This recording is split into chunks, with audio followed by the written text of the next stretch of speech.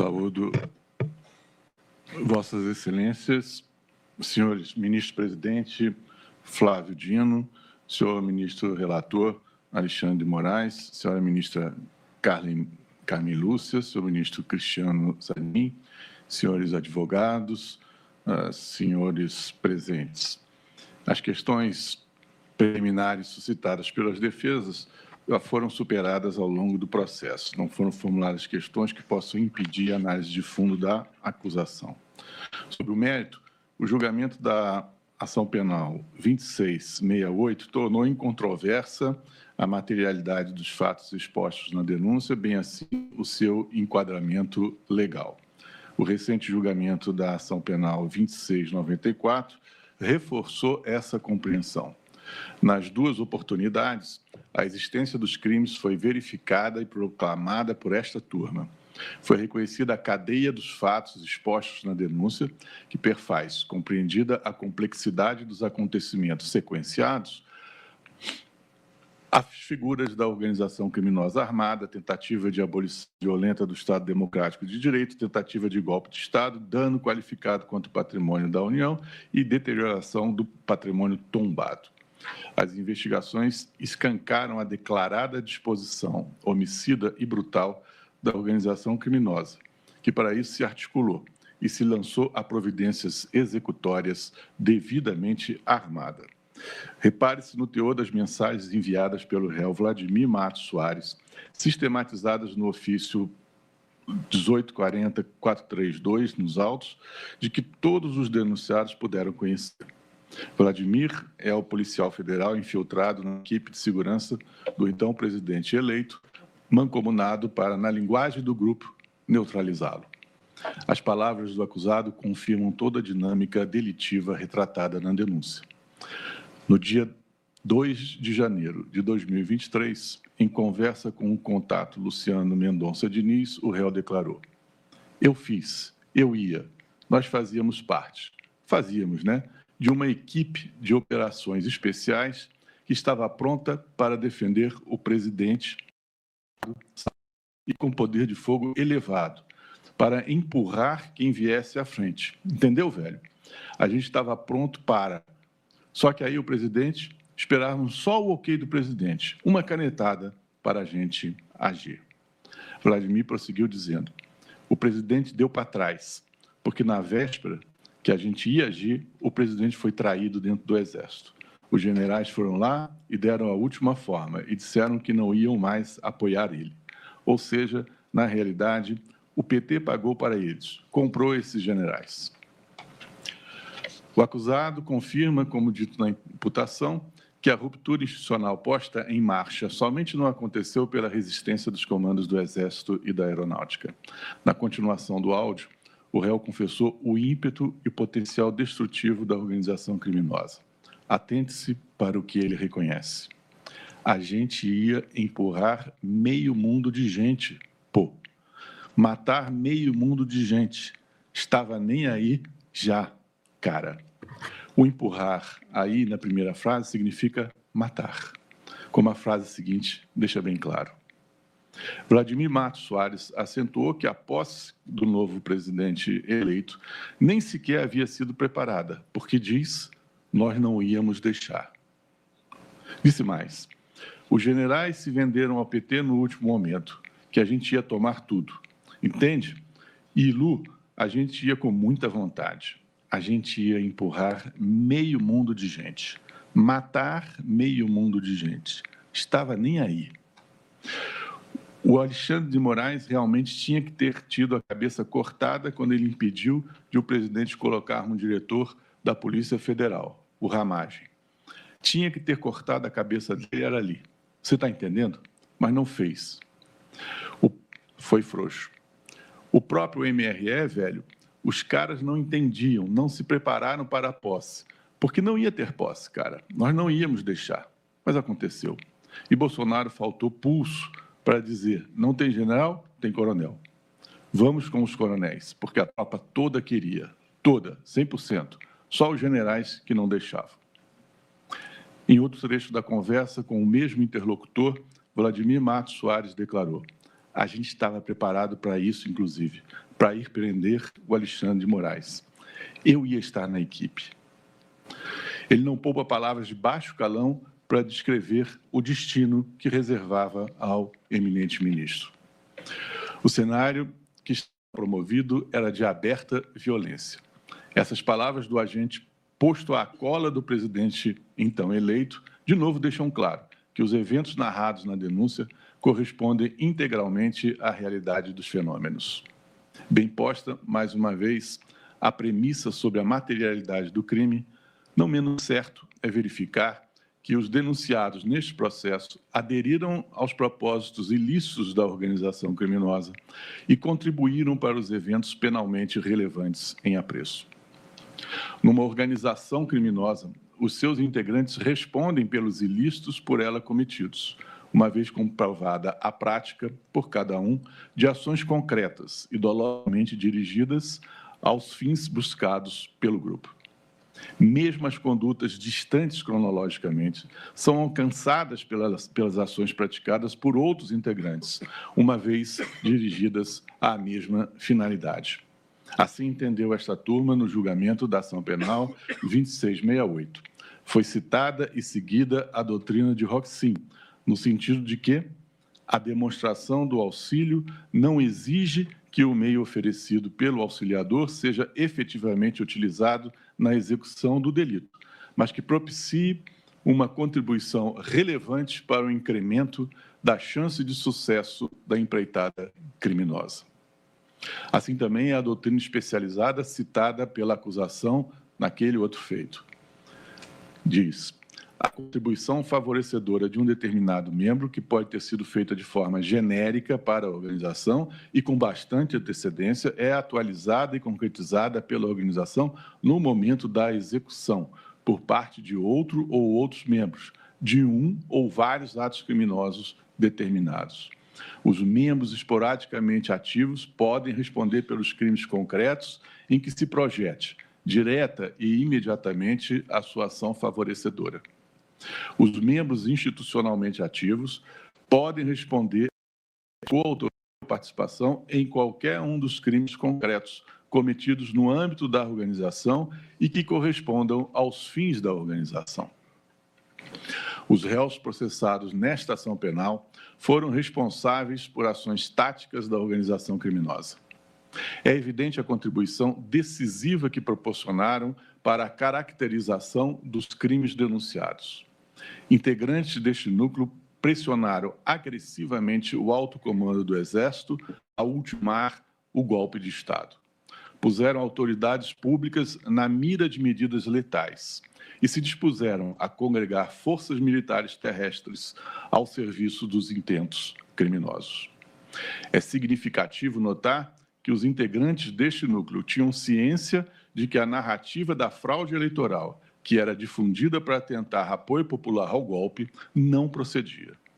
Uma série de diálogos recolhidos nas investigações mostra que os réus estavam advertidos da rigidez do processo eleitoral. Por exemplo, em 4 de outubro de 2022, 2 dias após o primeiro turno eleitoral, Sérgio Cavalieri de Medeiros perguntou: conseguiram plotar? Referindo-se à identificação de possível fraude nas eleições. Mauro Cid negou: nada, nenhum indício de fraude. Logo após o segundo turno, em 1º de novembro de 22, Bernardo Romão Corrêa Neto, coronel do Exército, então assistente do comandante militar do Sul, se dirigiu a Mauro Cid. Quando puder falar, me dê um toque. Alguma evolução que nos deixe otimista? Mauro Cid compartilhou a notícia de inexistência de fraude no processo eleitoral e respondeu: até agora nada, nenhuma bala de prata. Efetivamente, as conclusões da Comissão de Transparência das Forças Armadas sobre a inexistência de irregularidades eleitorais foram disseminadas entre os militares bem antes da divulgação oficial do relatório final.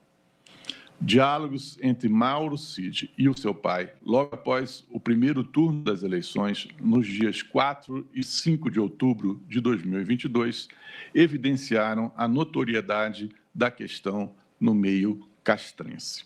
Nas conversas, a preocupação se centrava justamente na circunstância de não se haver obtido nenhum elemento indiciador de irregularidade no sistema de votação e de apuração. Divulgar a conclusão da lisura do processo foi visto como contraproducente e perigoso. Perigoso, certamente, por desmentir o discurso da fraude e esvaziar a narrativa em que o movimento golpista se apoiava. O pai do réu colaborador, general, escreveu ao filho no dia 4 de outubro de 2022. Há ruídos nas redes sociais sobre a existência de um relatório do Comando de Defesa Cibernética que concluiria pela não identificação de irregularidades no processo eleitoral do primeiro turno. Muitos consideram inoportuna e perigosa a divulgação de tal documento antes do final do pleito. Prosseguiu no dia seguinte. Há grande receio de uma manifestação precipitada de endosso do Ministério da Defesa ao processo no primeiro turno. É certo também que os depoimentos prestados pelos ex-comandantes do Exército e da Aeronáutica concordaram em que, durante os trabalhos de fiscalização, a Comissão de Transparência jamais identificou fraude no processo eleitoral. Como se vê, os acusados não pretendiam combater irregularidades como queriam dar a parecer. Mesmo se assim fosse, já estariam em aberto confronto com o seu papel na distribuição de atribuições que legalmente lhes tocava. O que faziam, na realidade, era se rebelar contra o resultado legítimo das urnas. O movimento que tocavam adiante visava a assegurar a permanência no poder do presidente da época, arruinando o método constitucional democrático. As evidências são de que os acusados aderiram aos propósitos ilícitos da organização criminosa de forma consciente. Atuaram, então, em duas ordens de ação. Na primeira, pressionaram a alta cúpula das Forças Armadas, buscando a formalização do ato consumador do golpe, que viam na assinatura do decreto nesse sentido pelo presidente Jair Bolsonaro. A de conduta do então Coronel Bernardo Romão Corrêa Neto, Coronel Fabrício Moreira de Bastos, Coronel Márcio Nunes de Rezende Júnior, General Estevão Calles Teófilo Gaspar de Oliveira e do Tenente Coronel Sérgio Ricardo Cavalieri de Medeiros. Numa segunda, armaram para neutralizar, prendendo e matando autoridades centrais do regime democrático, além de promover instabilidade social necessária à ruptura institucional. Assim agiram os réus, Major Rodrigo Bezerra de Azevedo, Major Rafael Martins de Oliveira, Tenente Coronel Hélio Ferreira Lima e agente da Polícia Federal Vladimir Matos Soares. A partir desse panorama, cabe estabelecer um sumário do que os autos estampam sobre cada um dos réus. Sobre as ações táticas de pressão à alta cúpula das Forças Armadas. Vejamos a reunião dos integrantes das Forças Especiais, Kids Pretos, em 28 de novembro de 2022, e as contribuições de Bernardo Romão Corrêa Neto, Fabrício Moreira Bastos e Márcio Nunes de Rezende Júnior. Comprovou-se que os réus Bernardo Corrêa Neto, Fabrício Bastos e Márcio Rezende Júnior organizaram reunião com colegas militares que ocupavam posições estratégicas, reunião voltada à definição de estratégias para pressionar comandantes que resistiam ao golpe de Estado. A lista de convidados para o encontro era composta exclusivamente de integrantes das Forças Especiais, também chamados de Kids Pretos. Os Kids Pretos são assim definidos no site do Exército Brasileiro. As Forças Especiais do Exército Brasileiro, conhecidas como Kids Pretos, são unidades de elite que desempenham um papel crucial na defesa nacional e na execução de operações complexas em ambientes adversos. Com uma estrutura organizacional voltada para a eficiência e a eficácia, essas forças são treinadas para realizar missões que vão desde o combate convencional até ações de contra-insurgência, resgate de reféns e operações de ajuda humanitária. A seleção dos integrantes é rigorosa e o treinamento abrange uma variedade de habilidades, incluindo táticas de combate, sobrevivência e infiltração em território inimigo. Essas unidades, continua o site, são fundamentais, não apenas para a segurança interna, mas para a atuação do Brasil em missões internacionais. As operações das Forças Especiais são caracterizadas pela flexibilidade e pela capacidade de adaptação a diferentes cenários operacionais. A importância das Forças Especiais, termina o site, se reflete na necessidade de um preparo contínuo e na atualização das técnicas e equipamentos utilizados, garantindo que estejam sempre prontos para responder a qualquer ameaça à soberania e à integridade do país. É uma força de elite.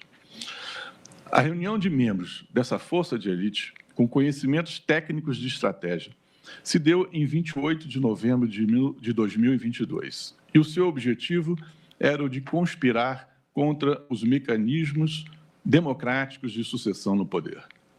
Tanto a realidade da reunião quanto a sua pauta foram descobertas a partir da recuperação pela Polícia Federal de diálogos em WhatsApp.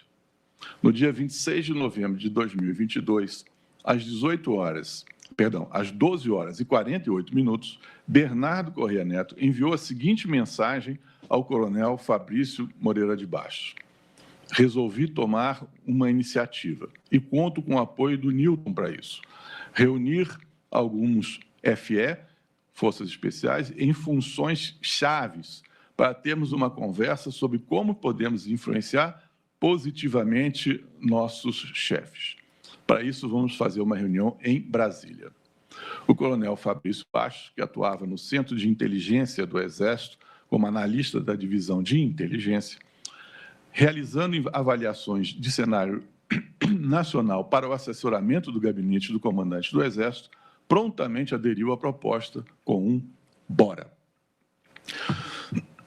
Ambos esses réus definiram, em seguida, a lista de convidados, sempre respeitado o requisito da formação nas Forças Especiais.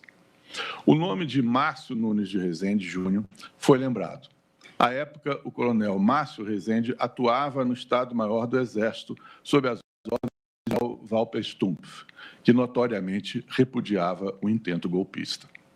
Márcio Rezende não apenas aceitou o convite, como também disponibilizou o espaço físico para a reunião. As mensagens que se seguiram tornaram certa a data do encontro, o dia 28 de novembro de 22, e o horário, 19 horas, além do local, salão de festas do edifício onde Márcio Rezende residia. Outras mensagens recuperadas do aplicativo de WhatsApp de Bernardo Corrêa Neto comprovaram a pauta debatida. O objetivo era coordenar ações para promover a coesão das Forças Armadas em torno do projeto da organização criminosa e garantir a assinatura do decreto golpista pelo presidente Jair Bolsonaro.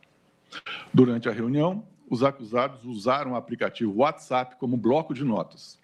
Ali registraram os temas e os objetivos acordados. 2 mensagens de conteúdo similar foram enviadas pelo coronel Fabrício Bastos ao coronel Bernardo Corrêa Neto às 21 horas e 3 minutos e às 21 horas e 52 minutos. A segunda mensagem apresentava um texto mais completo do que a primeira, revelando o avanço dos debates e o traçado da dinâmica do empreendimento. Na primeira mensagem se falava ideias-força, falta de coesão dentro da força, necessidade de atuação no curtíssimo prazo. 2, necessidade de alertar os comandos militares acerca da realidade. 3, realização de ações concretas no campo informacional, com estratégica. 4, o Exército Brasileiro deverá falar com os presidentes do Poder Legislativo e Judiciário. Já na mensagem seguinte, após o aprofundamento dos debates em torno dessa missão, a mensagem continuava a falar em ideias-forças, falta de coesão dentro das Forças Armadas e indicava o que se deveria fazer. Necessidade de atuação no curtíssimo prazo, necessidade de alertar os comandos militares acerca da realidade, realização de ações concretas no campo informacional. 4, criação de e aqui já acrescentava, criação de um gabinete crise inicialmente no campo informacional, proposta no COTER. 5. O Exército Brasileiro deverá falar com os presidentes do Poder Legislativo e Judiciário. E aí vinha, estado final desejado, o estabelecimento de laços de confiança entre o presidente da República e o comandante do Exército Brasileiro. E uma nota final, centro de gravidade, Alexandre de Moraes. O texto final da mensagem dividia-se, portanto, em três partes. Ideias, força, estado final desejado e centro de gravidade. É significativo observar que o texto final continha propostas similares às encontradas em outros documentos apreendidos em poder de outros membros da organização criminosa, como a realização de ações no campo informacional e a instalação de um gabinete de crise no país, evidenciando mais uma vez o alinhamento ideológico do grupo. O ministro Alexandre de Moraes era designado como centro de gravidade, jargão definido no glossário de termos e expressões para uso no Exército desta forma. Centro de gravidade, CG, significa fonte de poder. Poder e resistência física ou moral que confere ao contendor, em última análise, a liberdade de ação para utilizar integralmente seu poder de combate. O CG, uma vez conquistado ou atingido, poderá resultar no desmoronamento da estrutura de poder, uma vez que se trata de um ponto de equilíbrio que dá coesão às forças, à estrutura de poder e à resistência do adversário, sustendo o seu esforço de combate. Existe em todos os níveis de condução da guerra. Esse era o centro de gravidade que era identificado no ministro Alexandre de Moraes.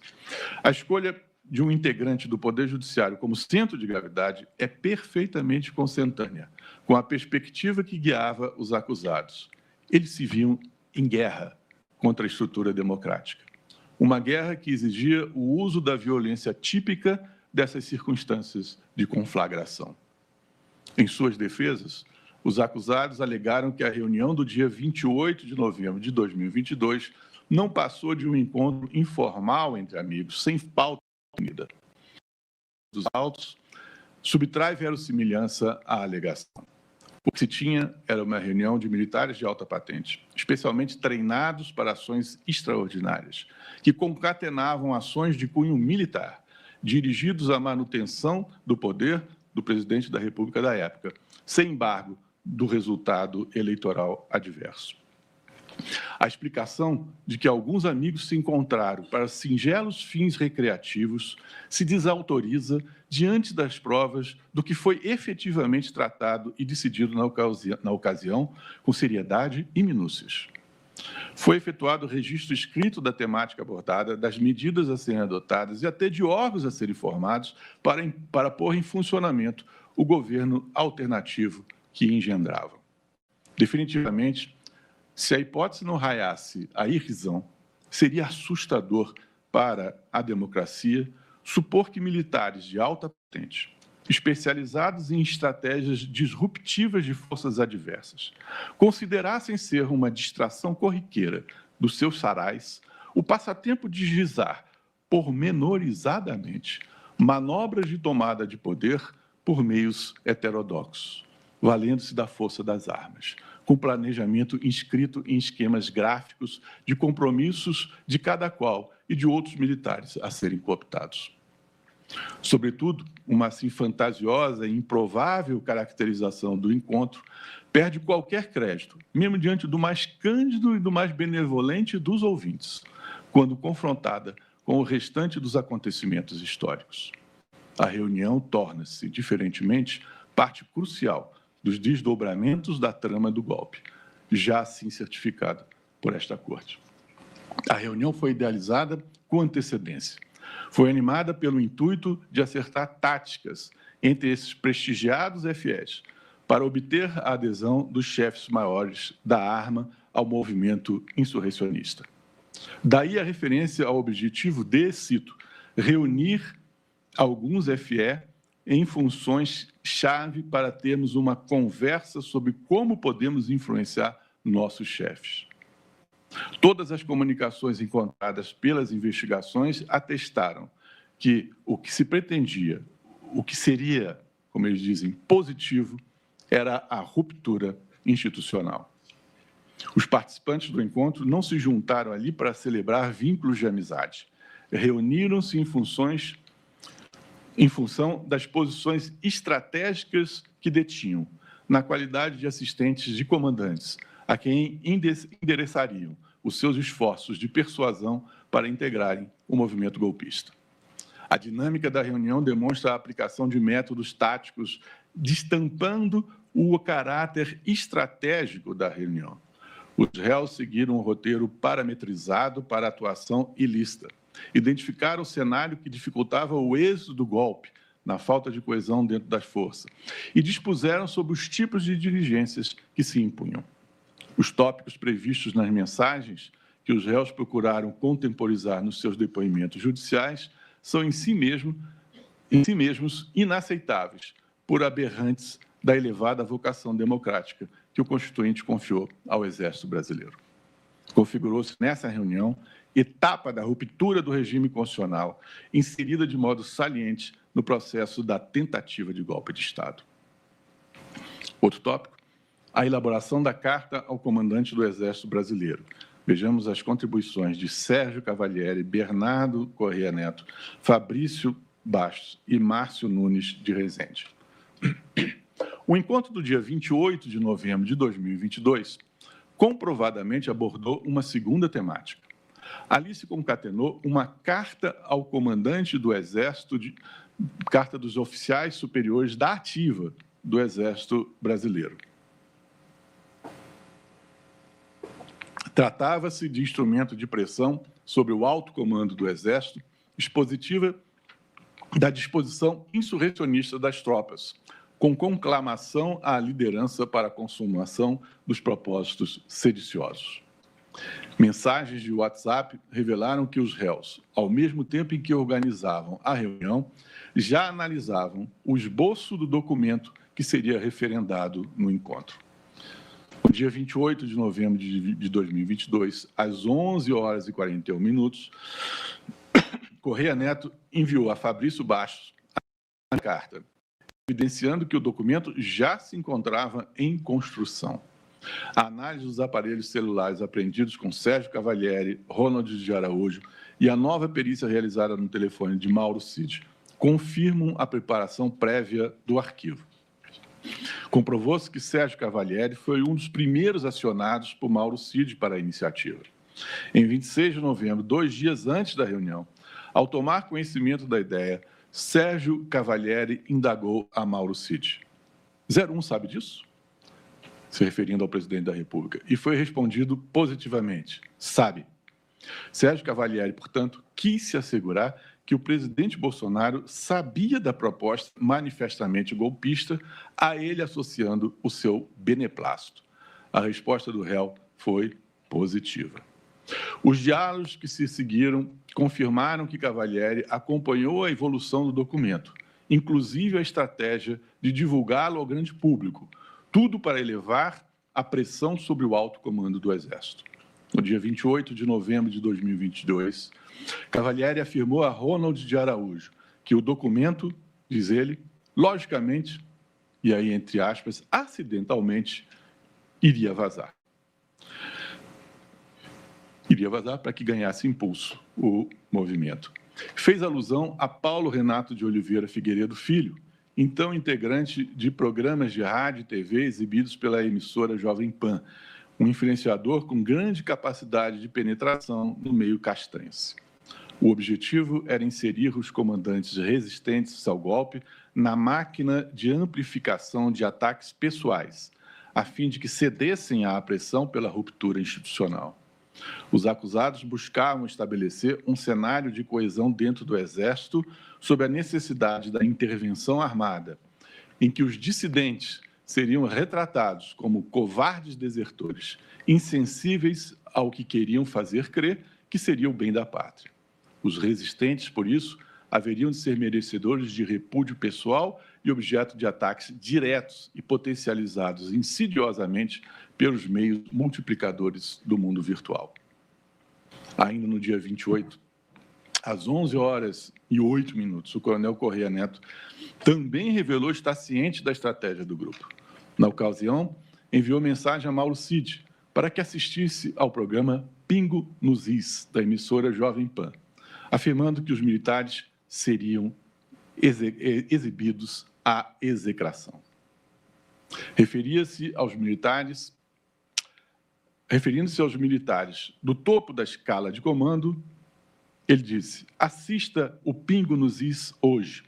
O PREC, o Espora Dourada e o Bigode serão expostos. Prontamente, Mauro Cid respondeu: eu sei, ha, ha, ha, evidenciando a atuação concertada com Paulo Figueiredo. De fato, às 21h03 do mesmo dia 28, Paulo Figueiredo anunciou em seu perfil na plataforma X: é hora de colocar os pingos nos is. Hoje vou falar sobre o verdadeiro clima entre os militares e, como prometido, vou dar nome aos bois. Durante a transmissão, o influenciador chegou a afirmar que obteve acesso a um rascunho da carta e complementou como forma de incitar os militares. E posso dizer que eu nunca vi tanto descontentamento, tanto consenso de descontentamento. A certeza de que a carta fora referendada na reunião do dia 28 de novembro advém também das mensagens trocadas entre os participantes durante o mesmo encontro. Às 20h02, horário em que se achavam reunidos, Correia Neto enviou a Mauro Cid, por meio de WhatsApp, a versão final da carta ao comandante do Exército de Oficiais Superiores da Ativa do Exército Brasileiro. O documento continha a mesma data da reunião e consistia num manifesto sinalizador da atuação armada que congeminaram. No dia seguinte, Paulo Figueiredo anunciou em seu perfil no X que a carta já estava em plena circulação. Disse: como antecipei ontem em Os Pingos nos Is, a carta dos oficiais militares da Ativa já circula em grupos de WhatsApp de militares para coleta de assinatura. Falarei mais na edição de hoje dos Pingos nos Is e também na minha participação logo mais no programa Pânico. Nos veremos lá. Demonstrando compreender a gravidade e a importância da iniciativa para o movimento golpista, o tenente-coronel Sérgio Cavalieri exclamou, dirigindo-se a Mauro Cid, no dia 29 de novembro de 2022, quando a carta já recebia ampla publicidade. Diz ele: espero que o PR, presidente da República, não se esqueça dos que estão indo para o sacrifício. Em suas defesas, os réus apresentaram a tese comum de que lhes faltava a faculdade de influenciar um general de 4 estrelas. O argumento se perde na premissa. Era justamente porque sabiam que precisavam de meios extraordinários para superar a posição de respeito à Constituição que tiveram que lançar mão do mecanismo francamente desviado das regras de disciplina e hierarquia, com vistas a constranger e intimidar o comando maior. Por isso se valeram da inusitada carta em que militares graduados em atividade formulavam um apelo para a adoção de postura pública delirante dos limites de neutralidade assinados pela ordem jurídica às Forças Armadas. A carta de 28 de novembro tinha o óbvio propósito de concitar o comando do Exército a se posicionar em contrariedade ao resultado das urnas. E tinha frases com esse jaez: covardia e injustiça são as qualificações mais abominadas por soldados de verdade. Nossa nação, aquela que entrega os maiores índices de confiança às Forças Armadas, sabe que seus militares não a abandonarão.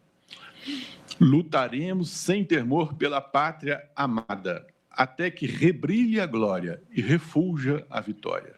E assim, verás que um filho teu não foge à luta, ou ficar a pátria livre, ou morrer pelo Brasil. Ao mesmo tempo, os réus movimentavam canais virtuais para que os generais fiéis à legalidade sofressem ataques constantes, violentos, pessoais e abjetos, como forma de pressão para que abandonassem a postura de não adesão ao golpe.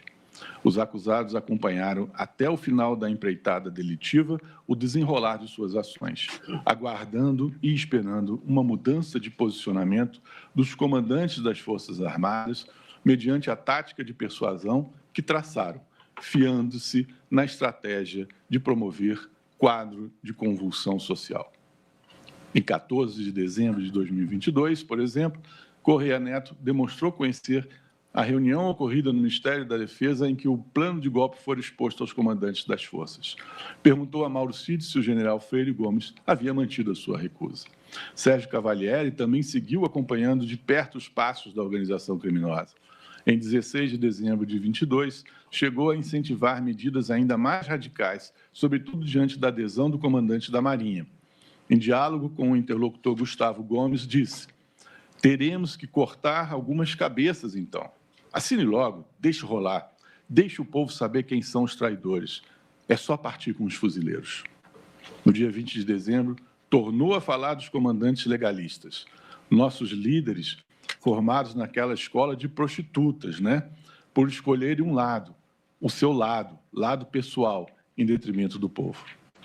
O coronel Fabrício Bastos, igualmente, acompanhava a evolução das tratativas com os comandantes das Forças Armadas.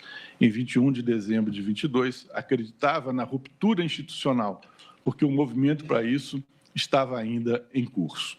Na ocasião, escreveu a Correia Neto: vento mudando na guarnição. A novidade é que hoje o GFG, General Freire Gomes, iria para Goiânia, para a sua despedida, mas cancelou o evento e houve uma reunião com todos os 4 estrelas da IU, significando guarnição.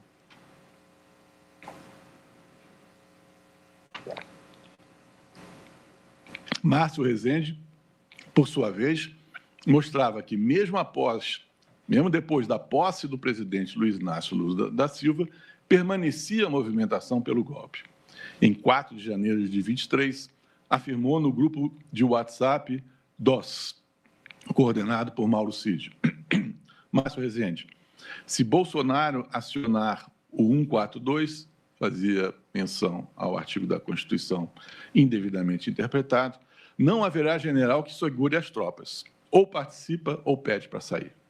E ele continua: se a gente não tem a coragem de enfrentar, e se refere a uma expressão que não vale repetir, e uma fraude eleitoral, vamos enfrentar quem? Ele ainda acho que vocês estão com medo demais. Se alguém tiver lido nossas mensagens, vai preferir fingir que não leu. Primeiro, que além desse grupo, existem milhares outros. Vão mandar prender ou punir todo mundo? Na bucha, eles preferem fingir que está tudo bem, que as Forças Armadas não são golpistas. Nem um camarada 20 me preocupa. Vão fazer o que com isso? Talvez alguns carrapatos. E olha que terá que ser carrapato, e uso uma expressão de baixo calhão para significar bastante. E muita gente. Imagina o AM, se referindo ao ministro desta corte, mexendo nesse vespeiro. Ou imagina dentro da força essa eventual caça às bruxas. Será igual apagar fogo com gasolina. Nessa mesma data, Sérgio Cavalieri indagou a Mauro Cid: ainda tem algo para acontecer? O diálogo aconteceu 4 dias antes dos atos democráticos de 8 de janeiro de 2023. Os réus, em resumo, atuaram ativamente e com meios, em princípio, aptos por si mesmos para que o golpe se consumasse. Arquitetaram e deram andamento a ações voltadas para a ruptura da ordem constitucional. Agora um capítulo sobre a peculiaridade da situação do réu Major Ronald Ferreira de Araújo Júnior. É incontroverso que o acusado Ronald Ferreira de Araújo Júnior se fez presente quando da elaboração e divulgação da Carta dos Oficiais Superiores da Ativa ao comandante do Exército Brasileiro. De acordo com informação da Polícia Judiciária, o acusado Ronald Araújo repassou o link para assinatura da carta e o texto da petição online para 76 contatos diferentes, além de haver procedido o seu envio para um grupo de WhatsApp intitulado Bodes da... Em suas comunicações pessoais, o acusado demonstrou plena ciência da ilegalidade da ação e receio de ser responsabilizado. Revelou ainda conhecer o propósito de vazamento do documento. Ocorre que, diferentemente dos demais acusados, com relação a ele, não foram reunidos elementos adicionais que atestem vinculação aprofundada com a organização criminosa. De acordo com a prova produzida, Ronald Ferreira não esteve presente na reunião realizada do dia 28 de novembro de 22, nem tampouco acompanhou os passos subsequentes do grupo. Se são fartas as comunicações entre os demais acusados que permaneceram cientes de todo o caminho trilhado pela organização criminosa e até o final promoveram ações radicais, no caso do acusado Ronald Ferreira, as provas produzidas revelaram tão só a prática de incitação. É razoável, portanto, a desclassificação da sua conduta para enquadrá-la como incitação ao crime, como previsto no artigo 286, parágrafo único do Código Penal. Capítulo sobre o encontro de 9 de dezembro de 22 com Jair Bolsonaro, a contribuição decisiva do general Estevão Calles Teófilo Gaspar de Oliveira. Apesar dos fortes mecanismos de pressão organizados pelos quilos pretos, a alta cúpula do Exército permaneceu resistente ao putsch, mesmo diante da apresentação formal do decreto golpista. Foi nesse momento que ganhou relevo a contribuição de Estevão Calles Teófilo Gaspar de Oliveira para a organização criminosa. Comprovou-se que o acusado, na condição de comandante do Comando de Operações Terrestres, COTER, apoiou a assinatura do decreto pelo presidente da República e elevou a pressão sobre o comandante do Exército, pondo em risco o controle deste sobre a sua cadeia de comando. O acusado efetivou o seu apoio ao golpe em reunião com Jair Bolsonaro no Palácio da Alvorada, no dia 9 de dezembro de 22. A data é bastante significativa, por se seguir em apenas 2 dias a recusa expressa do então comandante do Exército às medidas de exceção que lhe foram apresentadas. É notório o prestígio que o general Teófilo Gaspar de Oliveira possuía no meio militar. O seu apoio ao plano de ruptura institucional significava, àquela altura, incremento substancial da possibilidade de consumação do golpe de Estado. O COTER é o órgão do Exército encarregado de orientar e coordenar o emprego das forças terrestres. Trata-se do órgão de direção operacional do Exército ao de COPESP, sediado em Goiânia, é vinculado para fins de preparo e emprego. Subordinadas ao Comando de Operações Especiais estão as unidades que integram a Força de Ação Rápida Estratégica e apoiam as operações de todos os comandos militares de área do Exército Brasileiro. É o que diz o site do Exército. Entre elas, o 1º Batalhão de Forças Especiais, os FEs, já aludidos nesta sustentação. O COTER era, portanto, órgão relevante para a implementação do plano golpista, especialmente na execução de ações sensíveis, como a prisão do ministro Alexandre de Moraes. Comprovou-se que no dia 9 de dezembro de 2022, o general Teófilo Gaspar de Oliveira esteve no Palácio da Alvorada das 18h25 até as 19h18. Durante esse período, Mauro Cid e o tenente-coronel Correia Neto trocaram mensagens sobre o andamento da reunião, dada a importância que a organização criminosa atribuía ao encontro. Às 18h57, Correia Neto perguntou se a conversa havia sido positiva.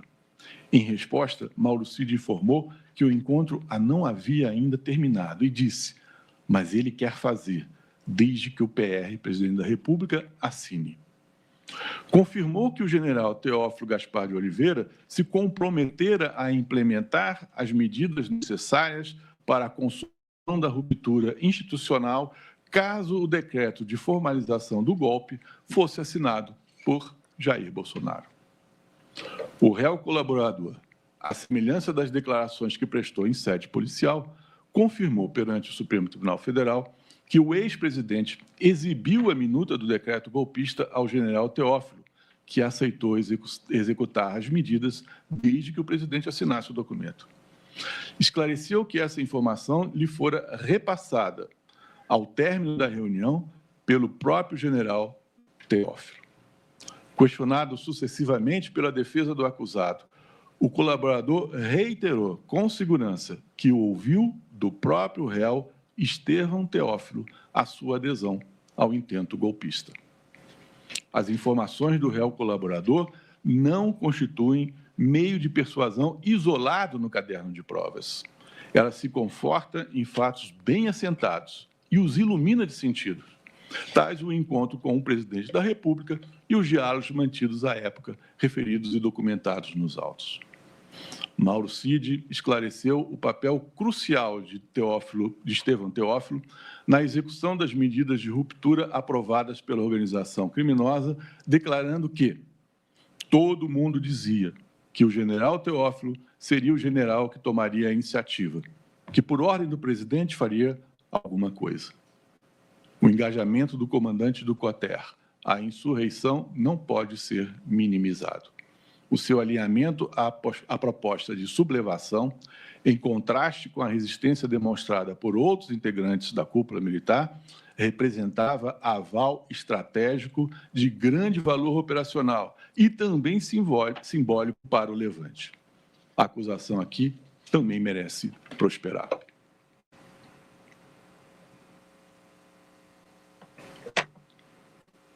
Sobre as ações de campo para a neutralização de autoridades públicas.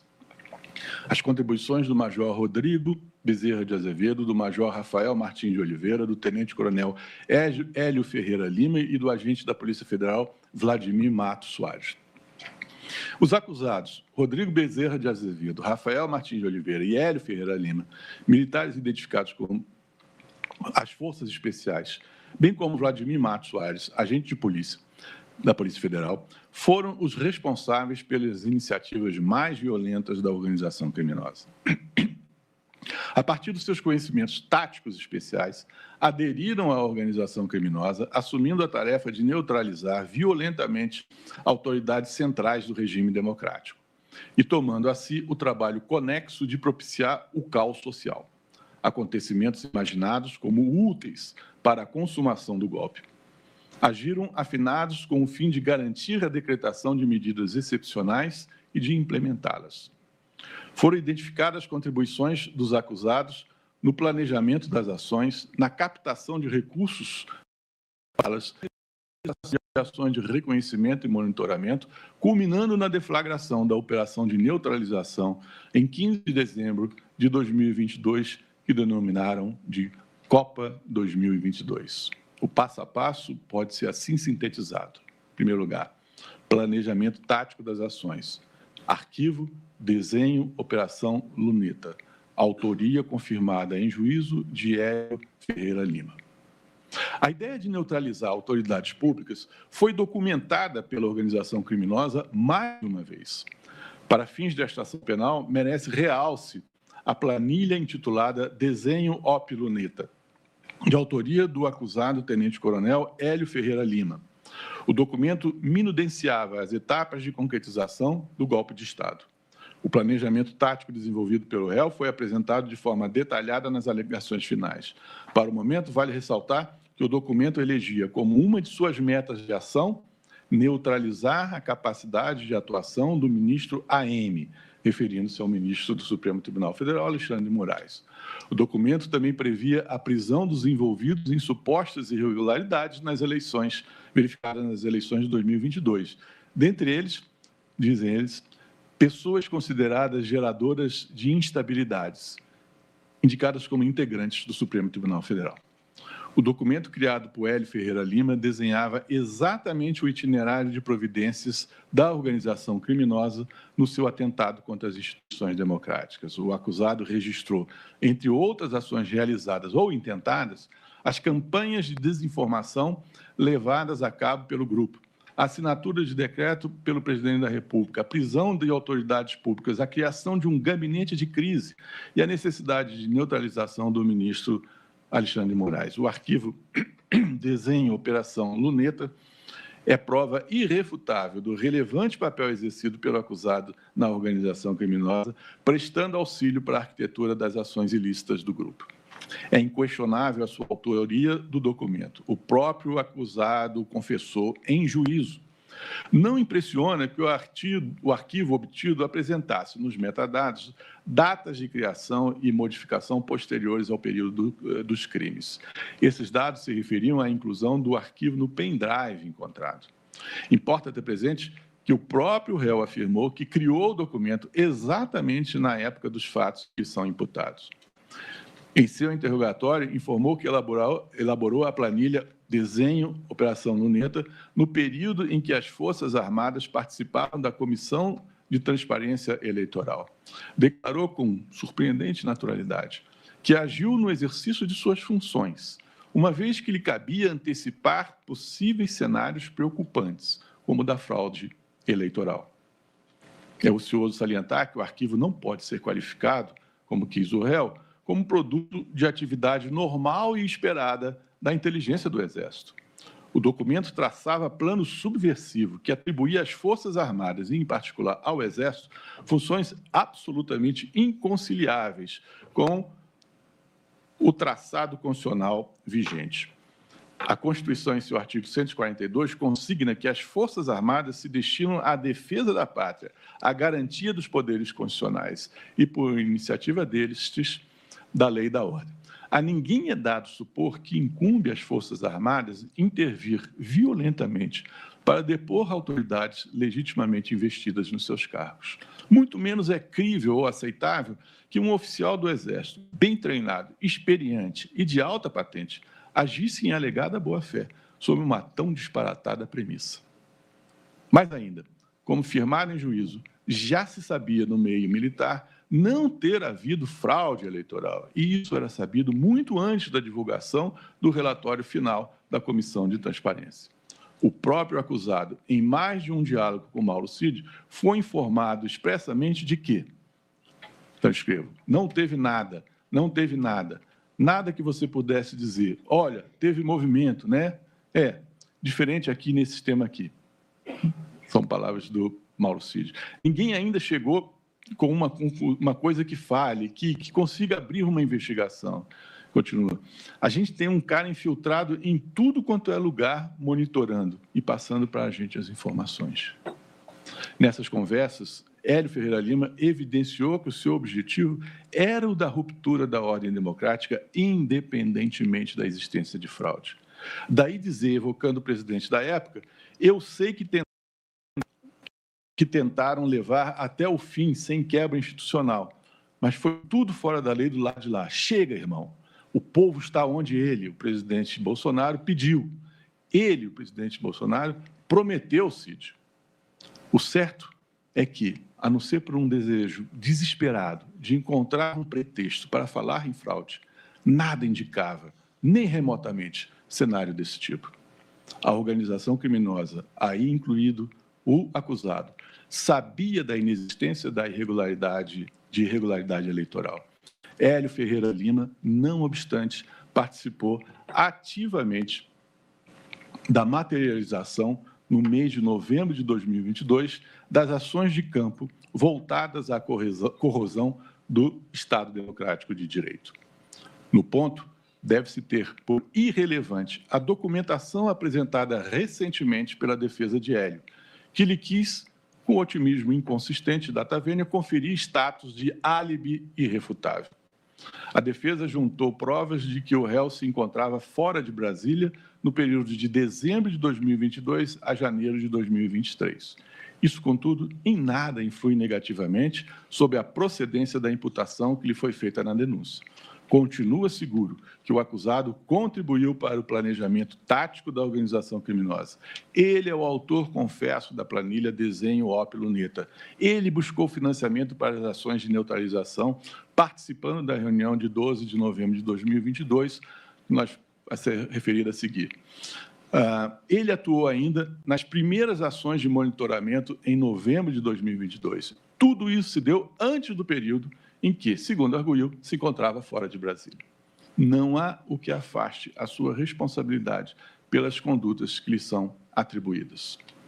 Segundo ponto, a autorização orçamentária da ação, a reunião de 12 de novembro de 2022. Contribuições do tenente-coronel Hélio Ferreira Lima e do major Rafael Martins de Oliveira.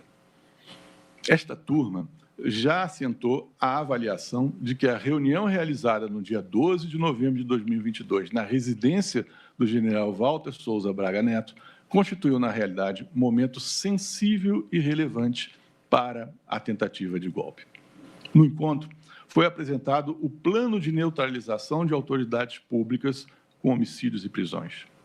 O plano foi ali apresentado para ser placitado e financiado. Está superada, portanto, a tese da defesa de que o encontro teria consistido numa mera visita de cortesia dos réus Rafael e Hélio ao general Braga Neto. Já foi condenado por esses fatos. Fixada essa premissa, é inquestionável que Rafael Martins de Oliveira e Hélio Ferreira Lima participaram desse evento criminoso.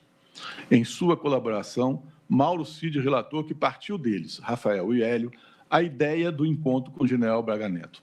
Contou que os réus demonstravam irresignação com o resultado das eleições e queriam, aspas, saber o que podia ser feito, o que tinha para ser feito, argumentando que, aspas de novo, alguma coisa tinha que ser feita para que convencesse os comandantes a tomar alguma iniciativa, alguma ação. Segundo o colaborador, a ideia dos réus era promover uma ação de forte impacto social, para justificar a assinatura do decreto golpista por Jair Bolsonaro. Recorde-se que Rafael Martins de Oliveira estava envolvido nas manifestações contra os resultados das eleições que se espalharam pelo país. Um dia antes da reunião, no dia 12 de novembro de 22, perguntou para Mauro Cid como deveria direcionar as lideranças populares, evidenciando seu completo engajamento na trama de promoção do caos social.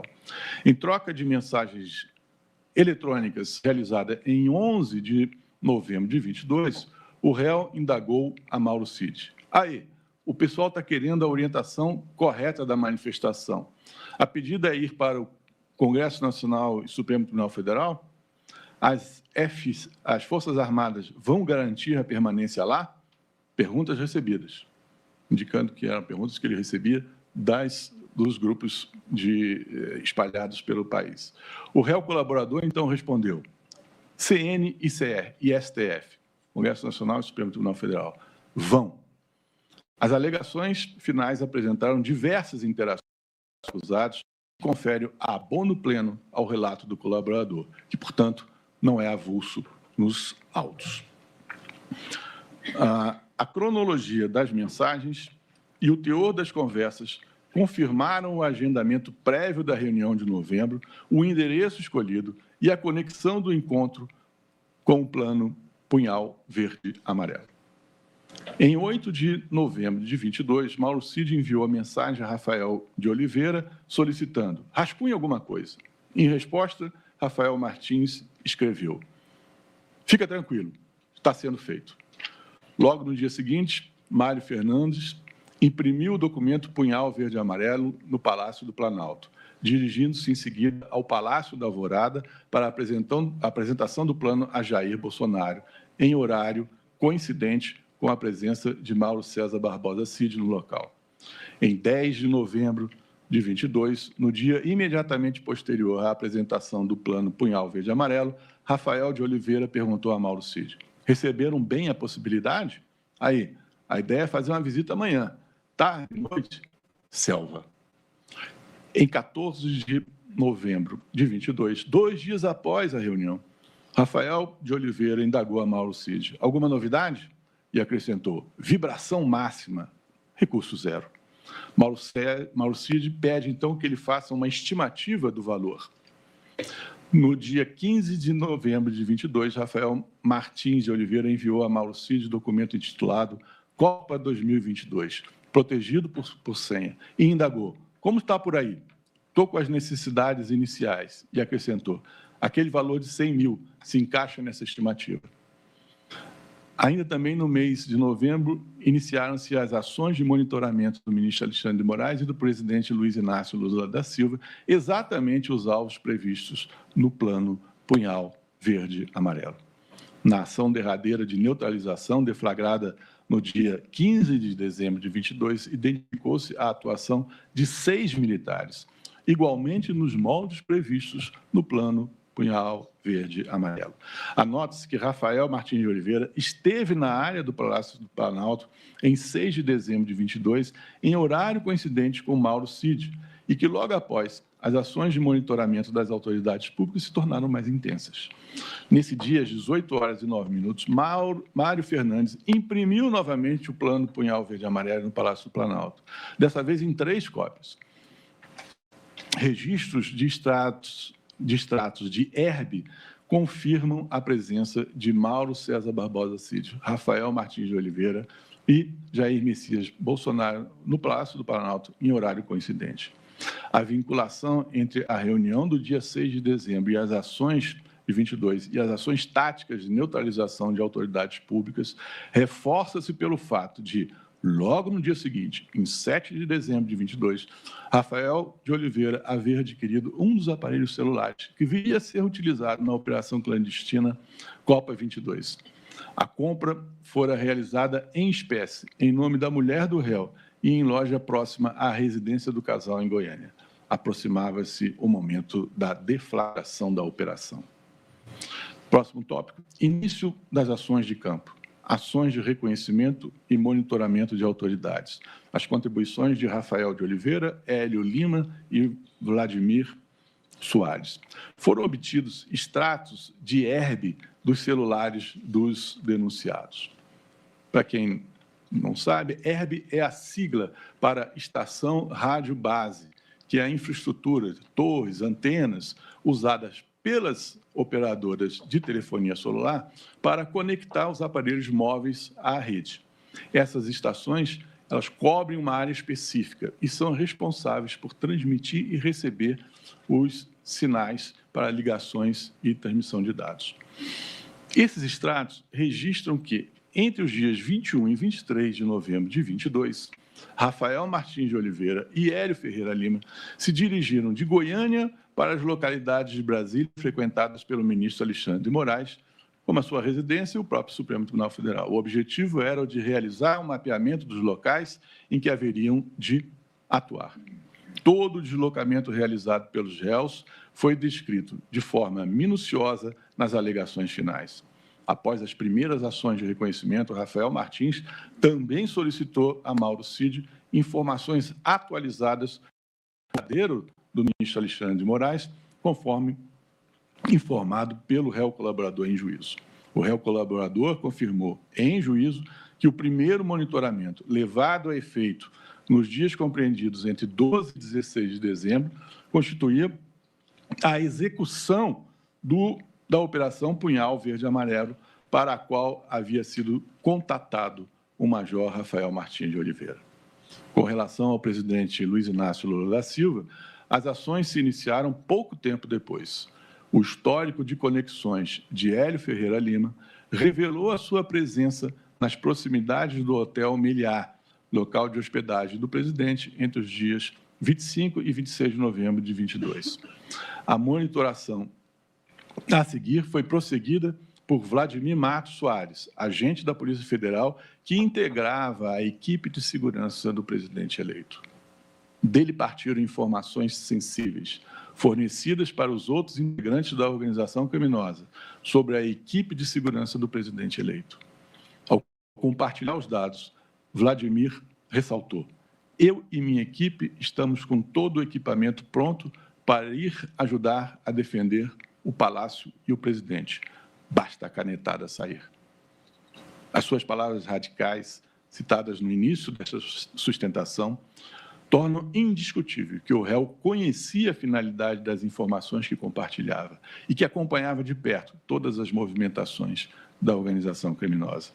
Em seu interrogatório, o réu Vladimir chegou a afirmar com espantosa naturalidade: nós tínhamos mais de 500 policiais federais que se colocariam como voluntários para ir integrar ali as forças do GSI, caso o presidente Bolsonaro, que ainda era presidente até o dia 31, caso ele determinasse ao ministro da Justiça, caso ele determinasse à Polícia Federal que queria apoio. A fala não deixa dúvida de que os réus conheciam os propósitos da organização criminosa e que punham em movimento a etapa do levante relacionada com o monitoramento das autoridades públicas, tudo no propósito de concretizar medidas violentas de ruptura da estrutura democrática. Próximo tópico, a Operação Copa 2022. Em 15 de dezembro de 2022. As contribuições do Major Rafael de Oliveira e do Major Rodrigo de Azevedo. No dia 15 de dezembro de 2022, a organização criminosa deflagrou a Operação Copa 2022. A ação, como se tem presente, consistia na materialização do violento plano Punhal Verde e Amarelo na parte dirigida ao ministro do Supremo Tribunal Federal, Alexandre de Moraes. O trabalho de inteligência desenvolvida pela Polícia Federal para elucidar essa fase da tentativa do golpe é, mais uma vez, digno de admiração. Comprovou-se o envolvimento de 6 militares na operação, exatamente como preconizado no plano Punhal Verde e Amarelo. Entre os militares foram identificados com segurança os acusados Rafael de Oliveira e Rodrigo de Azevedo.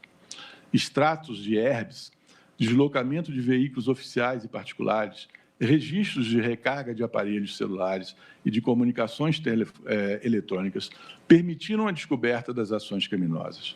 Comprovou-se que os envolvidos na Operação Copa 2022 criaram um grupo no aplicativo Signal, no qual cada participante recebeu o codinome alusivo a um país participante da Copa do Mundo de Futebol que ocorrera naquele ano. Daí também diga-se o nome da própria operação, Copa 2022. Os membros do grupo utilizavam linhas de telefonia móveis habilitadas em nome de terceiros, aplicando, assim, técnica de anonimização tão eficiente que, até agora, apenas 2 dos 6 participantes, Oliveira e Rodrigo de Azevedo. Nas alegações finais da Procuradoria-Geral da República estão descritos os pormenores de todas as ações realizadas pelo grupo na sequência. A participação de Rafael de Oliveira na Operação Copa 2022 foi evidenciada pelos status de herb compatíveis com o usuário do terminal de codinome Japão. Foram obtidos registros de deslocamento de seu veículo particular e dos itinerários traçados por ele em seu celular durante o período de monitoramento do ministro Alexandre de Moraes.